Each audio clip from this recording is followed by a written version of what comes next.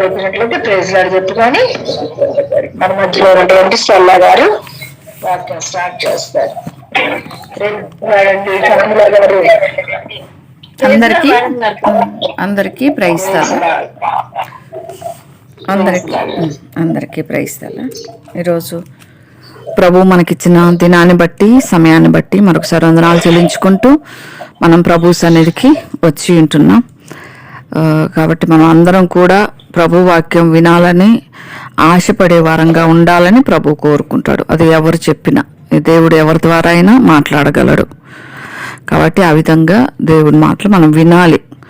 చాలాసార్లు ఏం చేస్తూ ఉంటారంటే ఎవరైనా వాక్యం చెప్తే ఇది ఎవరి కోసమై ఉంటుంది, ఎవరన్నా గద్దింపుగా చెప్తే ఎందుకు ఈరోజు ఇలా చెప్పారు అని ఈ డిస్కషన్ వస్తుంది తప్ప మందిరాలలో బయటకు వస్తే ప్రభు నాతో ఇలా మాట్లాడాడు ఈ వాక్యం ద్వారా, నీతో ఏం మాట్లాడాడు అనే సంభాషణ వస్తే చాలా బాగుంటుంది.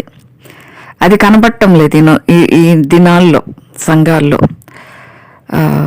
అంటే వాక్యానికి లోబడాలి అన్న మనసు ఉంటే తప్ప ఎవరు నిలబడినా ఎవరు చెప్పినా ప్రభా నాకు అవసరమైనది నాతో మాట్లాడు అనే వారితోనే ప్రభు మాట్లాడతాడు. లేదంటే ఏదో ఆచారంగా అలవాటుగా పోయి వచ్చే వారితో ప్రభు మాట్లాడలేడు. నువ్వు చెప్పేది నువ్వు చెప్పు, నేను చేసేది నేను చేస్తా అనే వాళ్ళతో అసలే మాట్లాడలేడు ప్రభు. లోబడే వారు అంటే ప్రభుకి ఇష్టం. ఎందుకంటే యేసు ప్రభు వారు మాదిరి మనకి తండ్రికి లోబడినాడు. తండ్రికి లోబడి విధేయుడై భూమి మీదకి వచ్చి మానవ రూపంలో వచ్చి మన కోసం సిలువలో మరణించి తిరిగి లేచినవాడు, మన కొరకు పరిశుద్ధంగా జీవించినవాడు. నేను పరిశుద్ధుని గనక మీరును పరిశుద్ధులయ్యుండుడి అని చెప్పిన ఏకైక దేవుడు యేసు ప్రభువారు. ఆయన మనకు నీతి బోధించువాడు, మనకు క్రమము నేర్పించువాడు, ఏది మంచో ఏది చెడో మనకు చూపించేవాడు. అదే బైబిల్ గ్రంథంలో ఆయన భక్తుల ద్వారా ప్రవక్తల ద్వారా వ్రాయించినాడు దేవుడు ఎన్నో మంచి విషయాలు. మనకి ఇది క్షేమమే తప్ప బైబిల్ చదువు ద్వారా ఎవరు కూడా కీడు రాదు, ఎవరి మీదకి మేలే జరుగుతుంది. చాలా మందికి అర్థం కాక హైందవులు సరిగా అర్థం చేసుకోలేక బైబిల్ ఇలా ఉందేంటి ఇట్లా ఉందేంటి ఇది బూతు పుస్తకమా అంటే బూతు పని చేస్తే ఏం పనిష్మెంటు, మంచి పనులు చేస్తే ఏంటి లాభమో అనేది రాయటానికి రాయించాడు. మంచి చెడులు వచ్చింది బైబిల్ గ్రంథం నుంచే కదా. ఆదాము హవ్వ నుంచే పండు తినటం ద్వారా మంచి చెడులు ఎంతో వివేచన వచ్చేసింది వాళ్ళల్లో. దేవుడు చెప్పినాడు పండు తింటే మంచి చెడులు మీరు తెలుసుకుంటారు, మీరు అంత అవసరం లేదు కాబట్టి ప్రభు మీరు తినే జన్మ చచ్చుదురు అన్నాడు. అంటే ఆత్మీయంగా చచ్చిపోతారు మీరు. అది తిన్నప్పుడు ఈ ఇహలోక సంబంధమైనవి ఇహలోకపు ఆలోచనలు ఇవి మిమ్మల్ని డామినేట్ చేస్తాయి. అందుకు ప్రభు తినొద్దన్నాడు, కానీ వాళ్ళు తిన్నారు, ఆల్రెడీ వచ్చేసింది. అక్కడి నుంచే వివేచన వచ్చింది. అలా భూత పుస్తకం అనుకుంటే రాయబడిన ప్రతి పుస్తకాల్లో ప్రతి వేదాల్లో కూడా భయంకరమైన చదవలేని ఉన్నాయి. కాబట్టి వాళ్ళ కోసం మనం ప్రేమతో ప్రార్థన చేద్దాం. ఇంకా అందరూ అర్థం చేసుకోవాలి, చివరి దినాల్లో అనేకులు ప్రభు వైపు తిరగాలి. ప్రభు ఒక్కడే మనకు మాదిరి ఎవ్వరు లేరు, యేసు ప్రభు వారు మాత్రమే అన్నట్లుగా అయిపోయినాయి ఈ దినాలు. మన మాదిరిగా ఎవరిని పెట్టుకోవాలి, మనం ఎవరిని మాదిరిగా పెట్టుకుంటే మన క్షేమము అనేది కూడా మనము ఈ అధ్యాయంలో వీళ్ళ చరిత్ర ద్వారా మనం ఇప్పుడు చూడబోతున్నాం. ఇక్కడ ఈ చివరి అధ్యాయం దినవృత్తాంతాల్లో ఆఖరి అధ్యాయము ఆఖరి రాజులు అని కూడా చెప్పాలి.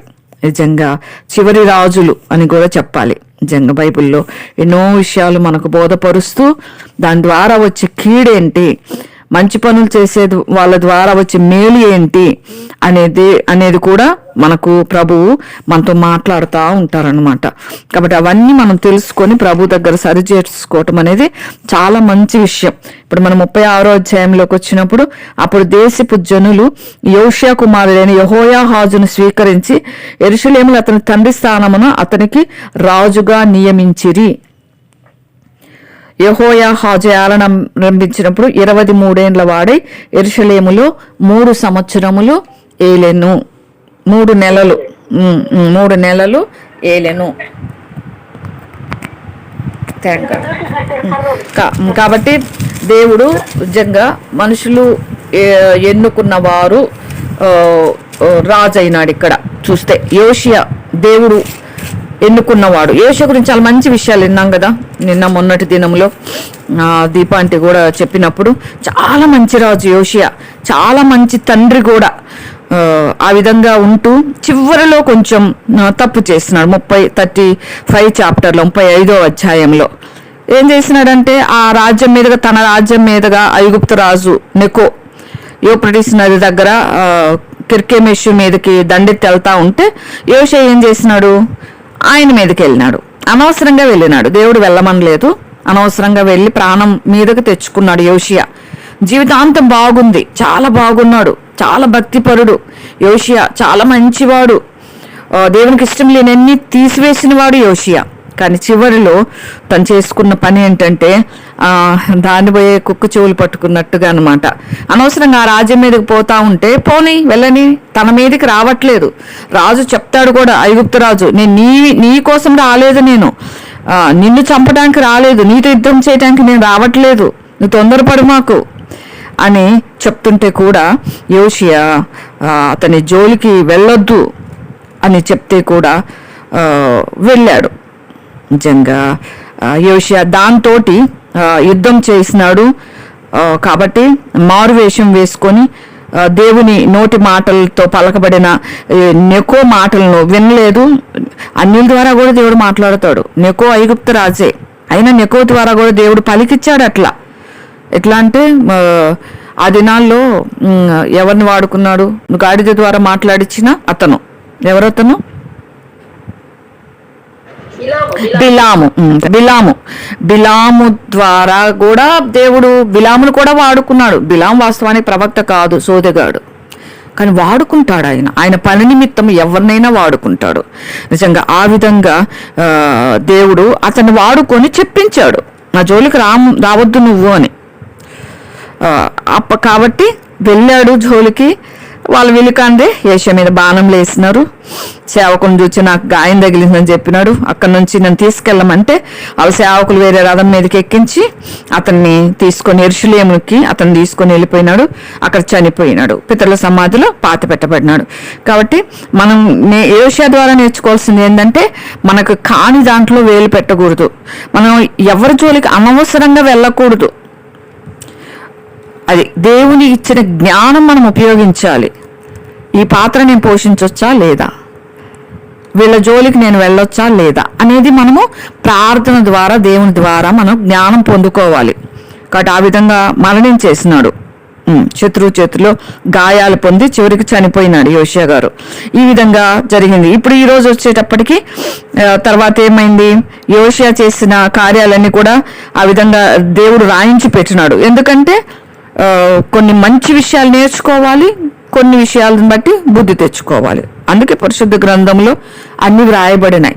పరిశుద్ధత నేర్చుకోవటానికి వ్రాయబడిన గ్రంథమే కాబట్టి దీని పేరు పరిశుద్ధ గ్రంథం. మనం పరిశుద్ధంగా ఉండాలి అని అనేకమైన విషయాలు రాయించడం ద్వారా అనేది పరిశుద్ధ గ్రంథం అయింది. కాబట్టి ఆ విధంగా దేవుడు అన్ని విషయాలు రాయిస్తాడు. మంచి చెడులు అన్ని ఇందులో ఉంటాయి కదా. మంచి ఒక్కటే ఉంటే చెడు ఏందో మనకు తెలియదు. చెడు ఉంటే చెడుకి మంచికి తేడా అర్థమవుతుంది. ఒక చెడ్డ వ్యక్తి ఉంటే మంచి వ్యక్తి యొక్క ఒక గొప్పతనం మనం చూస్తాం ఎక్కడైనా కూడా. కాబట్టి దేవుడు ఒక్కొక్కసారి దేవుని పిల్లల్ని పైకి తేటానికి, దేవుని పిల్లల్ని వాడుకోవటానికి, దేవుని బిడ్డల యొక్క దేవుడు గుర్తింపు చేయటానికి కూడా వేరొకరిని లేపుతాడు. కాబట్టి అన్ని మంచి చెడులు ఉన్న గ్రంథం రెండు ఉండాలి, కాబట్టి రెండు తెలుసుకోవాలి. కాబట్టి ఆ విధంగా ప్రభు రాయించాడు. ఈరోజు యోషియా కుమారుడు వచ్చాడు, యెహోయాహాజు.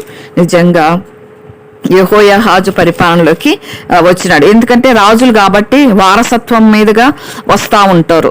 నిజంగా యెహోయాహాజు యూదులకు ఈయన 17వ రాజు. పాపం అయితే 3 నెలలు మాత్రమే పరిపాలించినాడు. యోషియా వచ్చేసి 16వ రాజు అయితే యెహోయాహాజు వచ్చి 17వ రాజు. యోషియా బాగా భక్తి చేసినాడు, కానీ యెహోయాహాజు ఏం చేసినాడో చదువుదాం. 36వ అధ్యాయము మొదటిలోనే మనం చూస్తే, యెహోయాహాజును ప్రజలు ఎన్నుకున్నారు. ఎవరు రాజుగా చేశారంటే, యెహోయాహాజు స్వీకరించి యెరూషలేములో అతని తండ్రి స్థానంలో అతన్ని రాజుగా నియమించిరి. యెహోయాహాజు ఏలన ఆరంభించినప్పుడు 23 ఏండ్ల వాడై యెరూషలేములో 3 నెలలు మాత్రమే ఏలినాడు. ఎందుకు 3 నెలలు మాత్రమే ఏలినాడంటే, తన తండ్రి నడిచిన నడత నడవలేదు యోషియా. తన చెడు నడత నడుచుచూ వచ్చినాడు. నిజంగా మనకు యెహోయాహాజు గురించి 2వ రాజులు 23వ అధ్యాయంలో కూడా మనకు రాయబడింది. 4 వచనాల్లోనే ఉన్నాడు యెహోయాహాజు 2వ రాజుల్లో కూడా. 31 నుంచి 35వ వచనం వరకు ఉన్నాడు 2వ రాజుల గ్రంథము 23వ అధ్యాయంలో. ఈ విధంగా యెహోయాహాజు గురించి ఏం రాయబడిందో ఒక్కసారి చూద్దాం. 2వ రాజులు 23వ అధ్యాయంలో ఏమని రాయబడిందంటే 31 నుంచి, యెహోయాహాజు ఆరణాలంభించినప్పుడు 23 ఏళ్ల వాడే యెరూషలేమును 3 మాసములు ఏలెను. అతని తల్లి పేరు కూడా ఉంది. ఎందుకంటే యోషియాకి 2 భార్యలు. అందుకని ఎవరి తల్లి ఎవరు అనేది ఈ రాజులు చివరి దినాల్లో అంటే ఇంకా రాజ్యం ముగింపుకు వచ్చేసిందని చెప్పొచ్చు. ఈ ముగింపులో బబులోనికి చెరగొని పోతారు. ఆ రాజు గురించి చివరి రాజుల గురించి తెలుసుకోవాలంటే ఇది తల్లిదండ్రుల పేర్లు కూడా తెలుసుకొని ఉండాలి. క్లారిటీ ఉంటే మంచిది. కాబట్టి అతని తల్లి లిబ్నా ఊరి వాడని ఇర్మియా కుమార్తెకు హమూటలు. ఈ విధంగా యెహోయాహాజు తల్లి హమూటలు. అదేవిధంగా తర్వాత వచ్చే సిద్కియా రాజు తల్లి కూడా హమూటలు. వీరిద్దరూ అన్నదమ్ములు.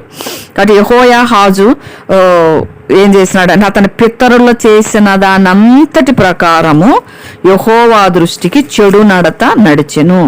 తన పితరులలో మంచి రాజులు కూడా ఉన్నారు. నిజంగా మంచితనానికి తొందరగా అట్రాక్ట్ అవ్వరు, కానీ చెడు తొందరగా ప్రేరేపిస్తుంది. చెడుగా నడిస్తే ఏంటంటే అది ఈజీ. లోకంలో ఎట్లా ఇష్టం ఉంటే అట్లా ఫ్రీగా జీవిస్తే చాలామంది ఏమనుకుంటారంటే ఇది ఫ్రీ.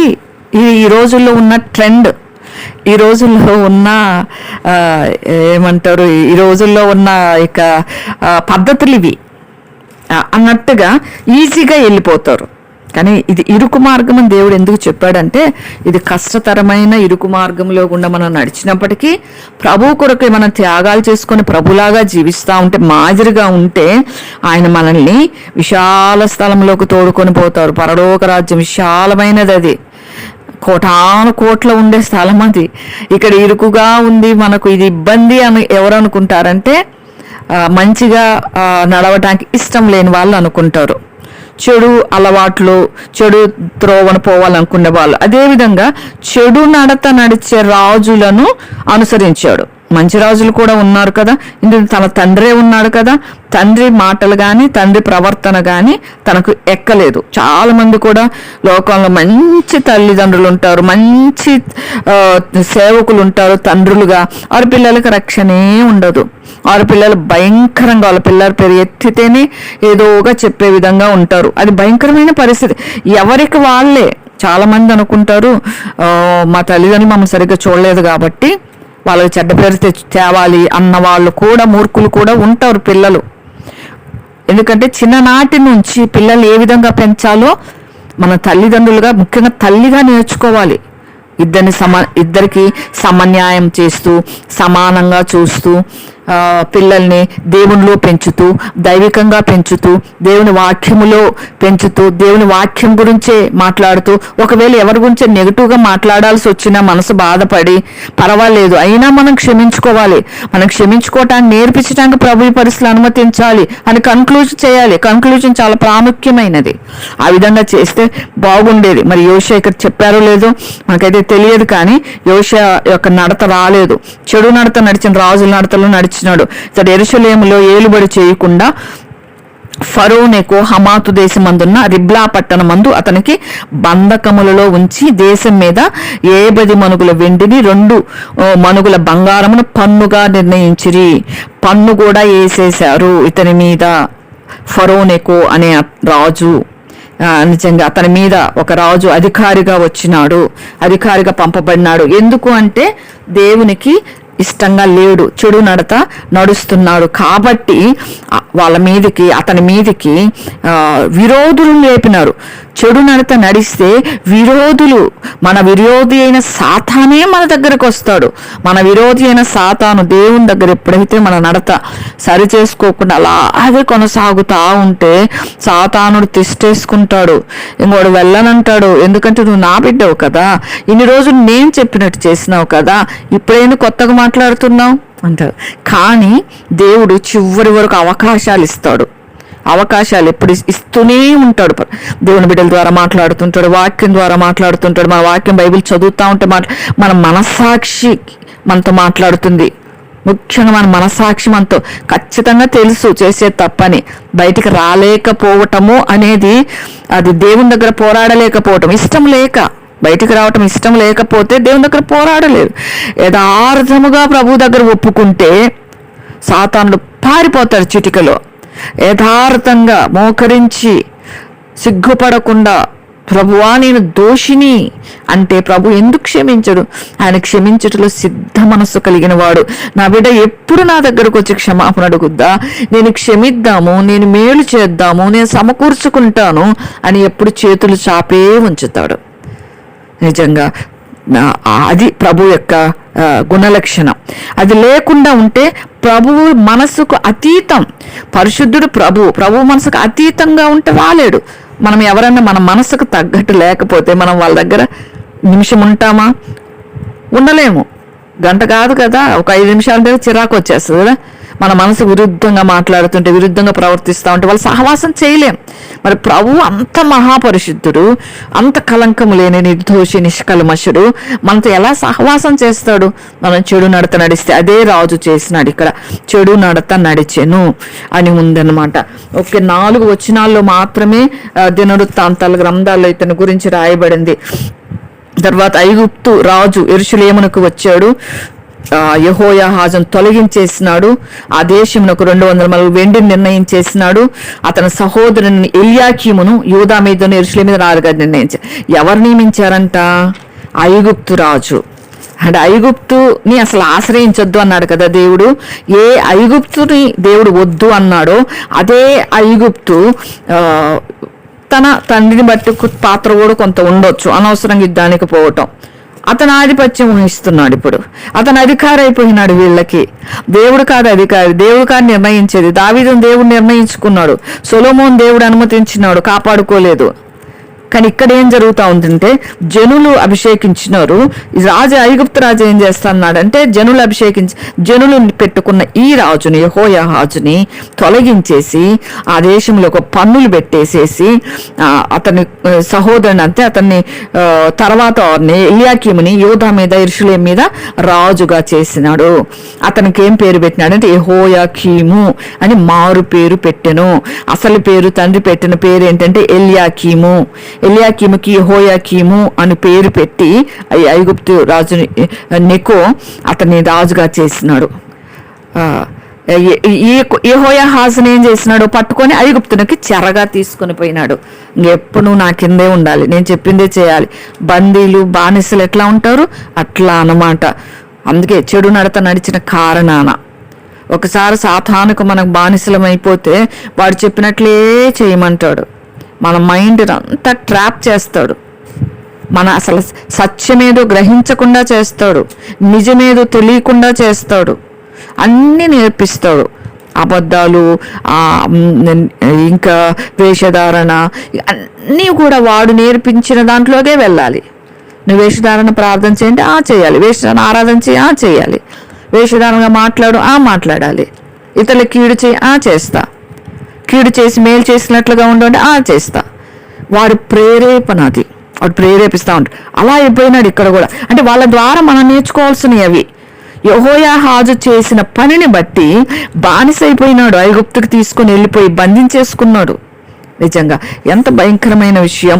ప్రభు చేతి కింద ఉంటే ఎన్ని మేలు తెలుసా, ఎన్ని ఆశీర్వాదాలు దేవుడు మన మీద కుమ్మరిస్తాడు.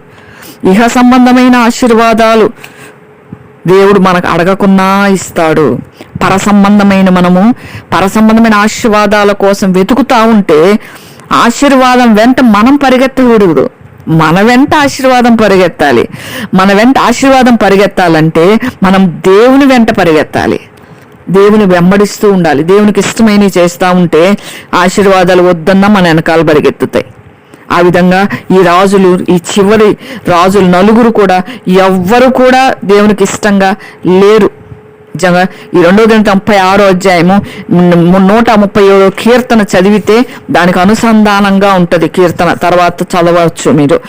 తర్వాత వచ్చేటప్పటికి ఈ యోషియా కుమారులు అందరూ కూడా, పెద్దవాడేమో యోహోనాను, 4 కొడుకులు యోషియాకి. కానీ యోహోనాను గురించి ఎక్కడ చెప్పబడలేదు.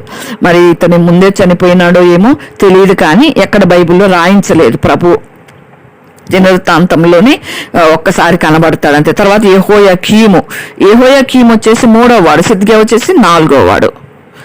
తర్వాత అసలు సిద్కియా అసలు పేరు కూడా మనం తర్వాత చూద్దాం. ఈ విధంగా ఈ 4 రాజుల్లో 4 కుమారులు, ఒక కుమారుడు చనిపోతే మిగతా 3 ఈ విధంగా అయినారు. ఈ విధంగా మనం ఇంకా చూడాలంటే ఈ యెహోయాహాజు తల్లి పేరు మనము హామోటులను చూసినాము.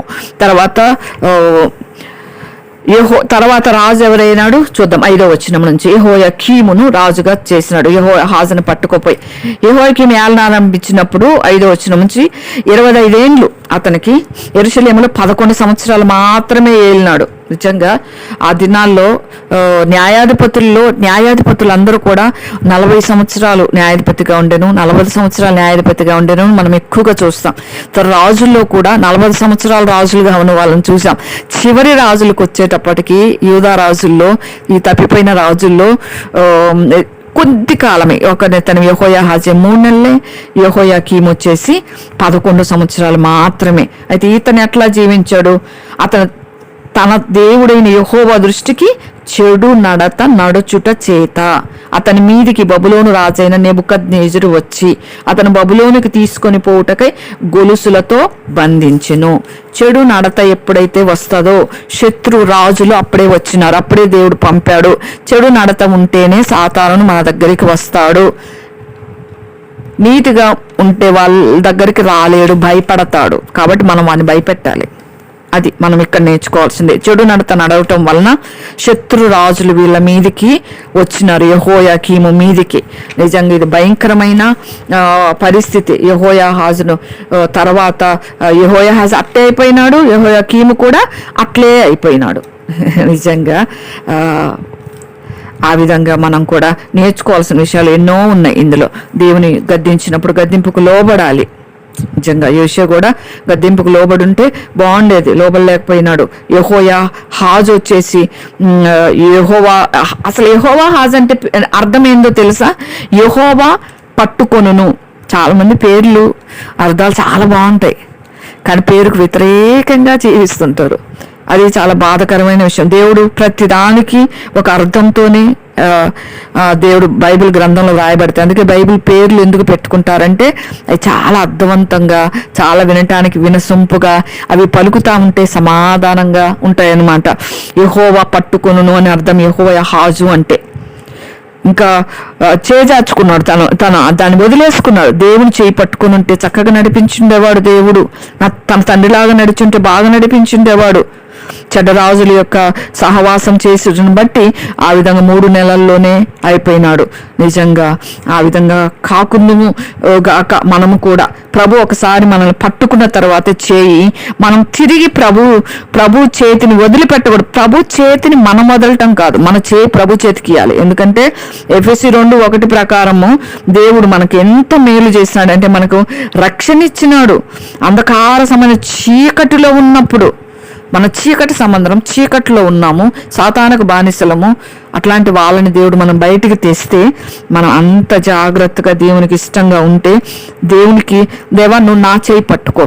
మనం దేవుని చేయి పట్టుకుంటే ఏమవుద్దంటే మనకి ఎప్పుడు మనం లోకంలో కలిసిపోవాలనిపిస్తుందో, ఎప్పుడు మనకి ఎలా నడవాలనిపిస్తుందో ఆ టైంలో దేవుని చేయి వదిలేస్తాం. అది ప్రభు చేయి పట్టుకుంటే, ఇప్పుడు పేరెంట్స్ అయినా చూడండి, పిల్లలు చేయి పట్టుకుంటే ఏదైనా కనిపించింది అనుకోండి చిన్న పిల్లలకి పరిగెత్తి వెళ్ళిపోతారు వదిలేసి. అది తల్లి తండ్రి చేయి పట్టుకుంటే గట్టిగా వాళ్ళను అటు పరిగెత్తుతున్నా లాగేస్తారు. ఇట్లా వెళ్ళొద్దు నాన్న, అక్కడ డాగ్ ఉంది అనో, అక్కడ మంకీ ఉంది అది కరుస్తుందనో లాగేస్తారు. అందుకే ప్రభు చేతి, ప్రభువా నా చేయి పట్టుకో అని మనం అడిగితే ప్రభు చక్కగా నడిపించుకుంటాడు. అది చేయలేకపోయినారు చివరి రాజులు. నిజంగా మనం దేవుడిచ్చిన కృపని నిరర్ధకం చేసుకోకూడదు. ఆయన చివరి వరకు మాట్లాడుతూనే ఉంటాడు. ఈ రాజు నుంచి కూడా అదే, చివరి వరకు మాట్లాడి లోబడకపోవటాన్ని బట్టి దేవుడు వదిలేసినట్లుగా మనం చూస్తాం. నిజంగా పోగొట్టుకొని బాధపడకూడదు, పోగొట్టుకోకుండా కాపాడుకోవాలి. ఏశావు పోగొట్టుకున్నాడు, తర్వాత బాధపడ్డాడు, తర్వాత వెంపర్లాడినాడు. హెబ్రీ పత్రికలో ఉంటుంది, తాను ఆశీర్వాదాల కోసం తను అంటే ఆశపడ్డాడు కానీ దొరకలేదంట. తన టైం, దేవుడిచ్చిన టైం, దేవుడు ఒక టైం పెడతాడు. దేవుడు సహనాన్ని అందుకే మనం పరీక్షించకూడదు. దేవుడు ఎంత దీర్ఘశాంతుడో, ఎంత దయాళుడో, ఆయనకి ఇష్టం లేకుండా జీవిస్తే అంత సహనం కోల్పోతాడు ప్రభు. అదే మనకు ఇక్కడ చూసేది. మనం నిజంగా ఆ విధంగా యెకొన్యా కూడా, యెహోయాకీము కూడా అదే విధంగా నడిచినాడు. నిజంగా ఈ గ్రంథాల్లో ఇది ఇక్కడ అంటే కొంచెమే చూపించినాడు ఈ అధ్యాయంలో. మిగతా కావాలంటే తర్వాత చదవచ్చు. ఇర్మియా గ్రంథము ఇంట్లో ఉన్నప్పుడు అందరం కూడా 22, 13, 19లో కూడా ఉంది ఎందుకు ఇట్లా జరిగింది అని అనేది కూడా యోషియా గురించి ఆ విధంగా రాయబడింది. అన్ని విషయాలు రాపిస్తాడు యేసయ్య. కాబట్టి మనం అన్ని కూడా ప్రభు ఇచ్చినవి లేఖనాలు చదువుతూ ఉండాలి. బైబిల్ చదువుతుంటూనే మన దినం గడిస్తే కూడా చాలా మంచిది. ఇంక వేరే ఏమి మనల్ని అంటావు, మనకి అవి వేరేవి చూస్తూ ఉంటే ఏదో ఒక భయం అది కలుగుతూ ఉంటుంది అన్నమాట. కాబట్టి మనం ప్రభు వాక్యం చదువుతూ ఉంటే ధైర్యం ఇచ్చేది ప్రభు వాక్యం. కాబట్టి మనం ఎక్కువగా ప్రభు వాక్యం చదవగలిగితే చాలా మంచిది. 2 రాజులు 23:33 నుంచి మొదటి దినవృత్తాంతం 5:5 యెహోయాకీము గురించి వ్రాయబడింది. యూదా రాజ్యం పైన ఏ విధంగా రాజు పన్ను వేశాడు, ఐగుప్తు రాజు, ఇవన్నీ కూడా ఎల్యాకీము పేరు ఏ విధంగా మార్చాడు అన్ని 2 రాజుల గ్రంథం ఒక్కసారి మనము 33 నుంచి ఒక్కసారి అలా చెప్పుకొని పక్కకి వెళ్ళిపోవచ్చు. 2 రాజుల గ్రంథము 23, 2 రాజులు 23 వీళ్ళంతా తొందరగానే ముగిస్తాను, ఎందుకంటే 4 రాజులు ఒకే అధ్యాయంలోకి వచ్చేసినారు.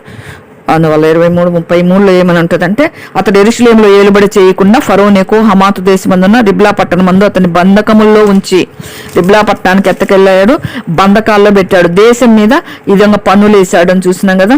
యోషియా కుమారుడు ఎల్యాకీమును పేరు మార్చేశాడు, యెహోయాకీమును పేరు పెట్టినాడు.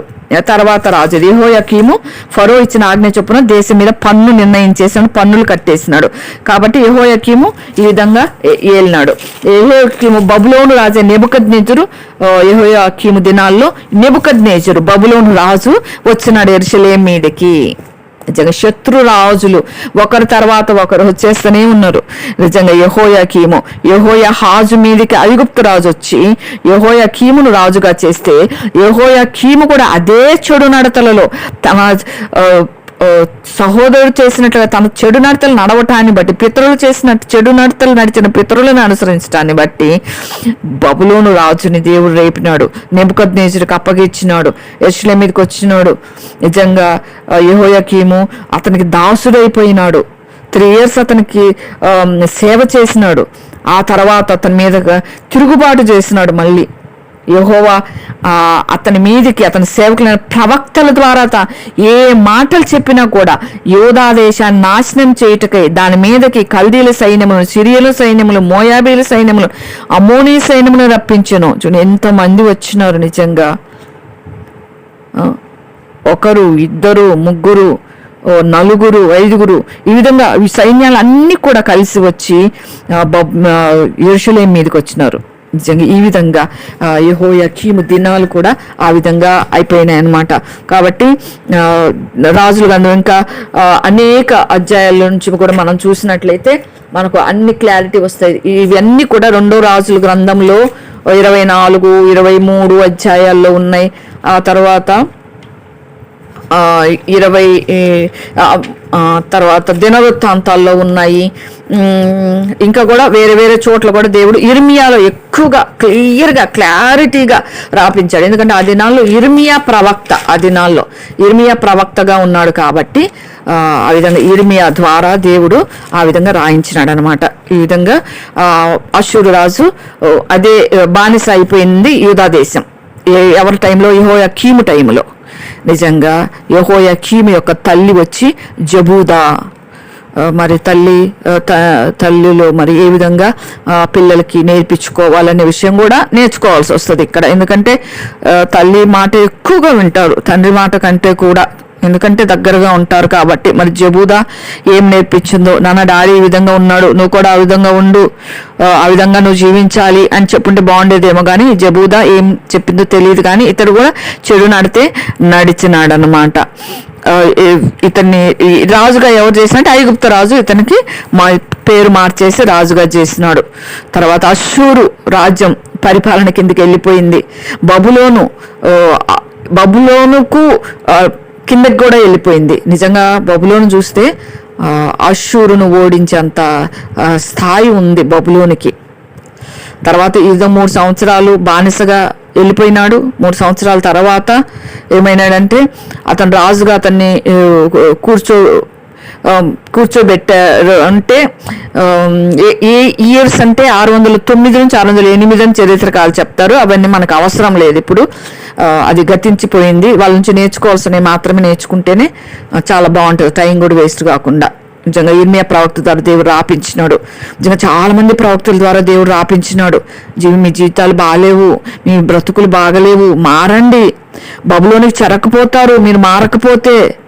బబులోను అంటే ఎంత భయంకరమైన ప్రకటన గ్రంథంలో ఉంది కదా. బబులోను మహాపట్టణము, అయ్యో మహావేశ్యాయని అని ఉంటుంది.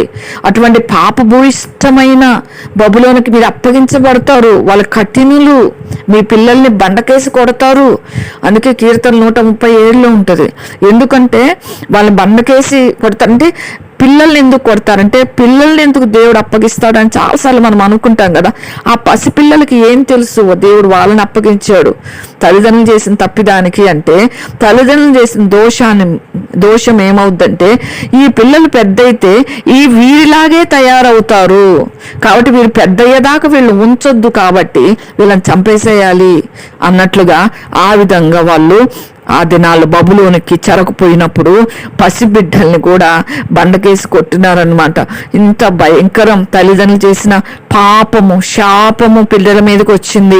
వీళ్ళు మళ్ళీ పెద్ద అయితే మన మీదకి తిరగబడతారా, కాబట్టి వీళ్ళ పిల్లల్ని ఉంచొద్దు అన్నట్లుగా చేసినారు. అదన్నీ హెచ్చరిస్తా వచ్చినాడు దేవుడు ఇర్మియా గారి ద్వారా. ఇర్మియా 27:17లో చూస్తే ఇంకా క్లియర్గా మనకు అర్థమవుతా ఉంటుంది అనమాట వీళ్ళ విషయాలు, వీళ్ళ చరిత్ర అంతా కూడా. కాబట్టి దేవుడు హెచ్చరించకుండా మనకు ఏమి చెయ్యడు. అందుకే దేవుడిని ఎప్పుడు కూడా మిస్అండర్స్టాండింగ్ చేసుకోకూడదు. ఎన్నోసార్లు మాట్లాడతాడు, ఎన్నోసార్లు హెచ్చరిస్తాడు, మనం లోబడాలి.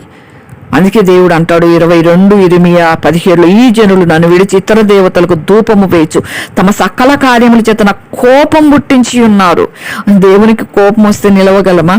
దేవుడు ఉఫ్ అని ఒకసారి ఊబితేనే మనం నీటి బుడగ లాంటి వాళ్ళం. మన ప్రాణం ఎప్పుడు పోద్దో మనకు తెలియదు అసలు. అంటే మన జీవితం అంతా దేవుని చేతిలో ఉంది. ఆయన మనల్ని పుట్టించినాడు, ఆయనకే కోపం పుట్టించినారు వీళ్ళు. ఆయన కోపం పుట్టించకూడదు. నా కోపము ఆరిపోకుండా ఈ స్థలము మీద రగులు కొనుచున్నది అంటున్నాడు దేవుడు. ఎందుకంటే దేవునికి ఇష్టం లేనివి చేస్తారు, దేవుడు కోపం పుట్టించేవి చేస్తూ ఉన్నారు ప్రజలు. ఎంతకాలం సహించుకుంటాడు? నిజంగా అంత పరిశుద్ధ దేవుడు అంతకాలం సహించుకుంటున్నాడు అంటేనే చాలా గొప్ప విషయం. నిజంగా మన పిల్లల్ని మనం హెచ్చరిస్తాం, మనకి ఇష్టం లేని పనులు చేస్తూ మనకు చెడ్డ పేరు తెస్తూ పిల్లలు ఏ విధంగా జీవిస్తుంటే ఒకసారి మంచిగా చెప్పి చూస్తాం, వినరు. ఇంకా లోకంలో చెడు పేరు తెస్తా, లోకానుసారంగా జీవిస్తూ లోకంలోకి వెళ్ళిపోయి ఇంకా ప్రమోట్ అయిపోతారు అనమాట. ఇంకా ప్రమోషన్స్ వస్తాయి చాలా పాపంలో. ఆ విధంగా అయిపోతే మనం ఏమంటాం, నువ్వు పుట్టకున్నా బాగుండు, తల్లిని పుట్టకున్నా బాగుండు, నువ్వు అసలు ఇంటికే రావద్దు, నాకు నెమ్మదిగా ఉంటుంది అంటాం కదా చాలాసార్లు. చాలామంది తల్లిదండ్రులు అని ఉంటారు. చాలామంది తల్లిదండ్రులు అట్లా విసిగిపోయిన పిల్లల తల్లిదండ్రులని గురించి విన్నాను నేను లోకంలో చూస్తూ ఉంటే. ఒక ఇద్దరు పేరెంట్స్ అయితే ఒకే కొడుకు తాగుతాడంట, ఇష్టానుసారంగా తాగి రావటం, వాళ్ళని కొట్టడం, ఉన్న ఒక్క ఇల్లు తన పేరుతో రాయించుకోవటం, ఎవరినో అమ్మాయిని తీసుకొచ్చి ఇంట్లో పెట్టుకోవటం, వీళ్ళని తన్ని బయటకు తరమటం. ఎంత భయంకరం. వాళ్ళు ఇంకా చూడలేక ఆ దెబ్బలు ఆ కొడుకు చేత తన్నులు తినలేక, వాడు చేసే చేష్టలు భరించలేక తల్లిదండ్రులు పోలీసులను ఆశ్రయించి, మీడియాలను ఆశ్రయించి, ఇట్లా లోకంలో ఇలా జరుగుతూ ఉందా అన్నదానికి నేను కొన్ని అలా అప్పుడప్పుడు అట్లా టచ్ చేస్తుంటాను వాటిని. వాళ్ళు వెళ్ళి వద్దమ్మా మాకు ఆ కొడుకు మమ్మల్ని చంపేస్తాడమ్మా, వాడు బాగుపడట్లేదు, మమ్మల్ని బాగుండనేట్లేదు, వాడు నెమ్మదిగా లేడు, మమ్మల్ని నెమ్మదిగా ఉండట్లేదు, వాళ్ళు జైల్లో పడేయండి, వాడిని బయటకు రానియద్దని తల్లిదండ్రులు నిజంగా తల్లిదండ్రులే ఆ విధంగా చెప్తే ఇంకా పరిశుద్ధమైన దేవుడు ఎన్నిసార్లు హెచ్చరిస్తాడు, ఎన్నిసార్లు ప్రభువు హెచ్చరించాడు తన ప్రవక్తల ద్వారా. వినలేదు. దేవునికి ఇష్టం లేకుండా కోపం పుట్టించే కార్యాలు. నిజంగా ఇశ్రాయేలు దేవుడిని యెహోవా సెలవిచ్చినదేమనగా ఏం చెప్తున్నాడు, ఈ స్థలం పాడుగుననియు దాని కాపురస్తులు దూషణాస్పదులుగుదురనియు నేను చెప్పిన మాటలు నీవు ఆలకించి మెత్తని మనస్సు కలిగి యెహోవా సన్నిధిని దీనత్వం ధరించి నీ బట్టలు చింపుకొని నా సన్నిధిని కన్నీరు రాల్చితివి గనుక నేను మనవి కన్నీరు రాల్చితే ఆయన మనవి ఆలకిస్తాడు, తగ్గించుకుంటే మనవి ఆలకిస్తాడు. చాలా మంది దేవుని దగ్గర కూడా దీనంగా ప్రార్థన చేయరు. దేవుని దగ్గర తగ్గించుకోవటం కూడా ఫీలింగే వాళ్ళకి, ఈగో ఫీల్ అవుతుంటారు. నేను తగ్గించుకుంటే వేరే వాళ్ళు ఏమన్నా అనుకుంటారేమో. కనీసం ప్రభు పాదాల మీద పడి గదిలో పడి దుఃఖపడి ఏడ్చినా ప్రభు ఖచ్చితంగా కరుణించేశాడు అని చెప్పొచ్చు. ఇంకంతే. దేవుని దగ్గర దేవునికి ఉన్న బలహీనత క్షమించటం, దేవునికున్న బలహీనత క్షమించి తిరిగి సమకూర్చుకొని ప్రేమించటం, ఈ బలహీనతలని మనం బలంగా తీసుకోవాలి. అది చేయలేదు. నిజంగా ఆ విధంగా జీవించినారు ఈ రాజులు. నిజంగా ఎంత యెహోయాకీముతో మాట్లాడుతూనే వచ్చినాడు ఇర్మియా ప్రవక్త ద్వారా. ప్రవక్త మాట వినలేదు, చెడు నడత నడుస్తూనే వచ్చినాడు. ఎన్ని తప్పులు చేసినాడంటే యెహోయాకీము విగ్రహారాధన చేసినాడు, హేమైనది, దేవుని కోపం పుట్టించేది. నిజంగా పాత నిబంధన కాలంలో ఇంకా విగ్రహారాధన ఎంతగా దేవుడు ద్వేషించాడు. ఎందుకంటే అవి ఎత్తకపోయేసి వాళ్ళ పిల్లల్ని తీసుకుపోయి ఆ విగ్రహాలకు బలిగా అర్పించేవాళ్ళు, పసిబిడ్డల్ని. అందుకు దేవుడు ఇంకా తీవ్రంగా ఖండించేసినాడు. నిజంగా సృష్టికర్తను విడిచి సృష్టిని ఇష్టం వచ్చిన బొమ్మలను చేసుకుని ఆరాధించటం, శక్తి లేని వాటిని ఆశ్రయించి తమను తాము నాశనం చేసుకు, తన బిడ్డలు తమను తాము నాశనం చేసుకోవటం ప్రభు ఇష్టం లేక విగ్రహ ఆరాధన వద్దంటాడు. అంతే. అజ్ఞానంగా కొనసాగుతా ఉంటే అయ్యో నేను నిజ దేవుణ్ణి, నేను సృష్టికర్తను, నన్ను నమ్మి నా నిత్య రాజ్యంలో ప్రాణమిచ్చిన నా రాజ్యంలోకి వస్తే బాగుండు అని లాక్కోవటానికి ప్రభు విగ్రహారాధన ఖండిస్తాడు. అంతేగాని అన్యులు అనేకులు విగ్రహారాధన చేస్తే నరకానికి పోతారు అనుంది బైబిల్లో. అంటే ఎందుకంటే నిజ దేవుణ్ణి వదిలిపెట్టి సత్యాన్ని వదిలిపెట్టి ఆ విధంగా వెళ్ళటం దేవునికి ఇష్టం లేదు. అందరూ దేవుని పిల్లలు, అందరూ ప్రపంచం అంతా దేవుని సృష్టి. ఆయన అందరినీ సమానంగా చూస్తాడు. అందుకే మంచివారి మీద చెడ్డవారి మీద వర్షం ఎందుకు కురిపిస్తాడంటే అందరూ ఆయన సృష్టి. అందుకే దేవుడు వాళ్ళను కూడా లాక్కోవాలి అన్న ఇదితో అన్ని రాయించి పెట్టాడు. 10 ఆజ్ఞలు మాత్రమే కాదు, 600 ఆజ్ఞలకు పైగా ఉన్నాయి బైబిల్లో. 10 ఆజ్ఞలు మాత్రమే కాదు. ఆజ్ఞ అంటే ఖచ్చితంగా చెయ్యాలి. ఇది కమాండ్. అంతే. మనం పిల్లలు కమాండ్ చేస్తాం కదా, నువ్వు ఇది చేయాల్సింది అంతే అంటే పిల్లలు చేయాల్సిందే, చేయకపోతే వెళ్ళిపో బయటికి అంటాం కదా, పనిష్మెంట్ ఇస్తాం కదా. అట్లా కమాండ్మెంట్స్ అన్ని కూడా చేయాలి. ప్రభు చిత్తం ఈసారి ఆజ్ఞలు కూడా ఏందో ఇంకొక మెసేజ్లు దేవుడు ఎక్కడ మాట్లాడమంటే అక్కడ మాట్లాడాలి.